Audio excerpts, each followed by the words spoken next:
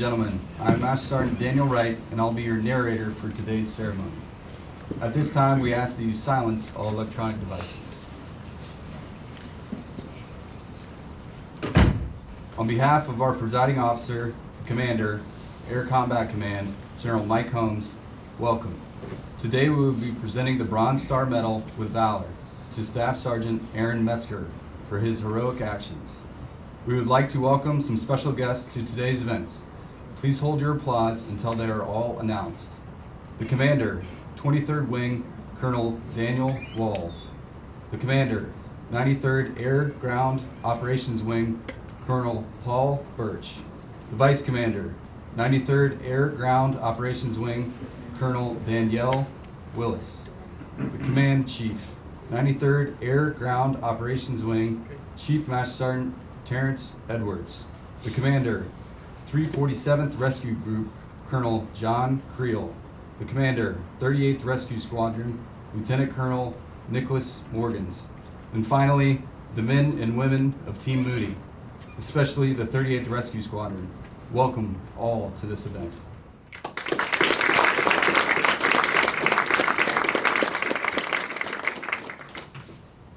Ladies and gentlemen, please stand for the arrival of the official party and the playing of ruffles and flourishes.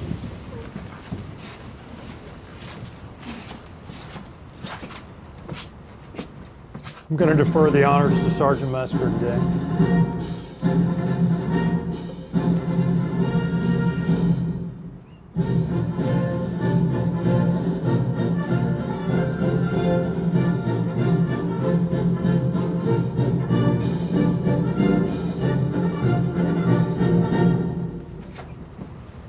Please be seated.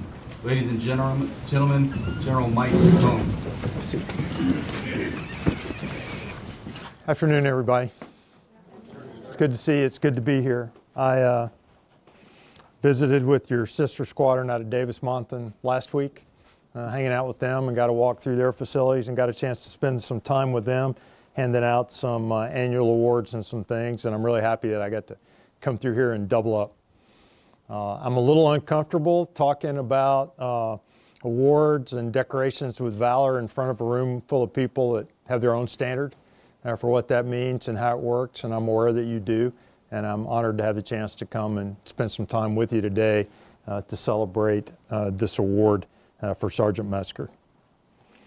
We got to meet a couple of times. We met once out at Bagram, a little more than a year, I guess 2 years ago maybe.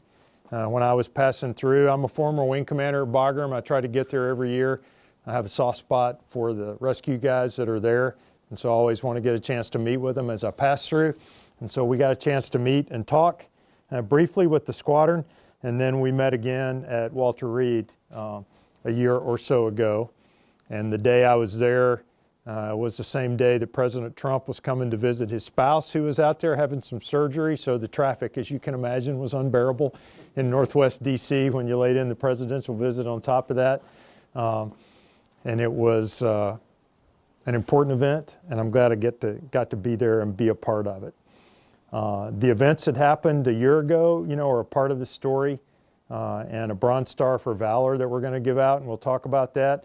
But also the events that have happened in the year since, and the story of the way Sergeant Metzger, with a team put here to help him, has worked through to retain his health, his physical health, his mental health, his resilience and stamina back, to work to get back on status and to be a part of this machine and be a part of these teams, is another story I think that probably deserves telling in its own right.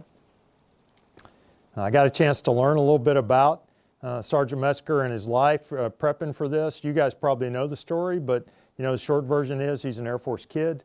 His dad was a defender, retired as a master sergeant, made his way through several bases. He was born in the UK, served in a lot of bases in the western United States, where he developed a love for sports that he kind of put aside when he had to choose between a car and sports, and chose the car and work.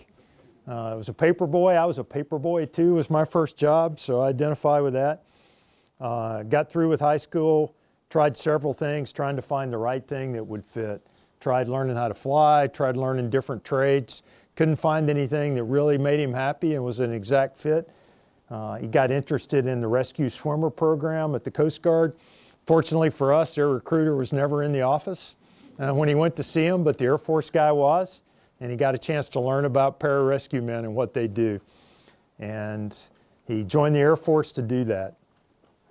You know, as fate would have it, he probably wasn't grown up enough yet to be able to take on that arduous journey that pararescuemen take on, to be able to finish, to put all the skills and maturity together. Cross-trained as civil engineering. Did a good job there in the Air Force, progressed well, but it was always in the back of his mind, this goal of becoming a pararescueman. And after a few years in civil engineering, he got the chance to recompete, and this time he was ready. He had worked through the things he needed to work through. He was mature. He went through all the courses without a break and completed them. He would tell you he wasn't perfect, but he was good enough to get all the way through them on that try and to take his place out here in this incredibly tough job with a group of proud and tough people, and as part of the team in our rescue enterprise. And so I'm really proud of the work that he did. We talked backstage, you know, I had some struggles of my own. I had troubles in college. I had to work through and pay for some of my way. It took me 6 years to get a college degree, but I think I appreciate it looking back. I came into the Air Force through OTS and not, you know, some of the other pathways. Talked about my kids and their different kind of struggles in life and where they ended up. And I'm proud to be able to share the stage here. And I'm proud that you're able to have Willow here in the crowd today to be a part of this with us as we go forward. We'll read a citation that talks about the events of the day, and many of you know it, but off working with a coalition force on the ground. They came under concentrated attack. A couple of the locals that he was out with were wounded. He responded to their wounds and exposed himself to enemy fire multiple times to do that. While he was tending to their wounds, he was wounded first with a grenade and continued to do his work as a pararescueman, and then was wounded again with a bullet this time. He kind of refused relief and medical care and evacuation until the unit focused on clearing their immediate area and the security of the team that they were with, and then was removed from the battlefield and treated for his wounds. His Purple Heart was presented there in the theater, which we like to do. I had the honor to do that several times at Bagram for wounded folks, some conscious and some not. But that was done, and then the award that we'll present today came through to talk about the events that happened after being wounded and the approach he took there. So I'm honored to be here. I know this room understands what you did better than most do, and I'm sure it's an honor to be able to do this in front of people who understand. And once again, I'm proud of the mission.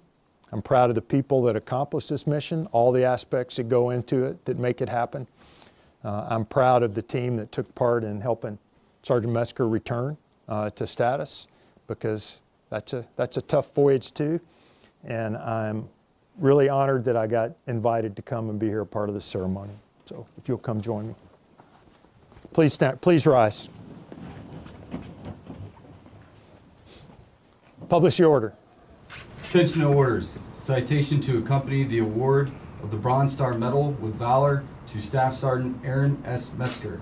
Staff Sergeant Aaron S. Metzger distinguished himself by heroism as a pararescueman, team member, 83rd Expeditionary Rescue Squadron, 455th Expeditionary Wing, Bagram Airfield, Afghanistan, while engaged in action against the enemy of the United States from 29 April to 30 April 2018.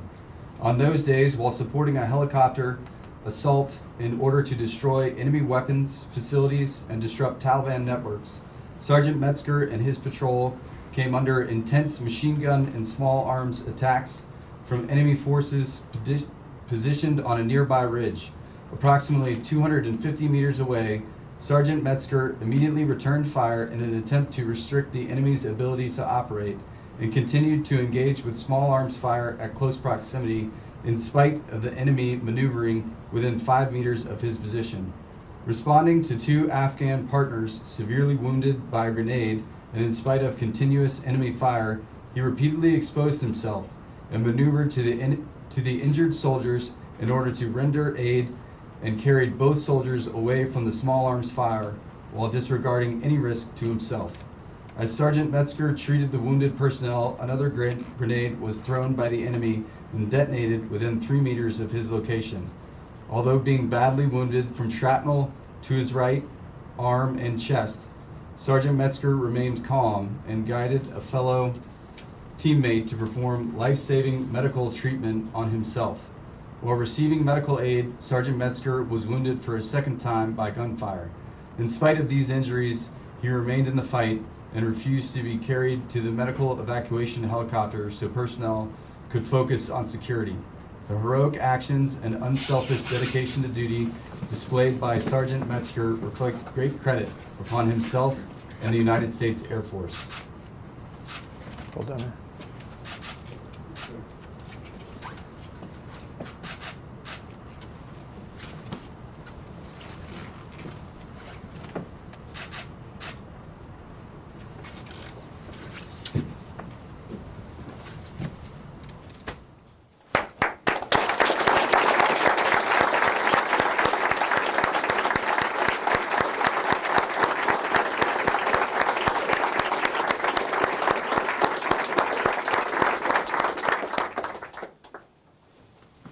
Ladies and gentlemen, please remain standing for the departure of the official party.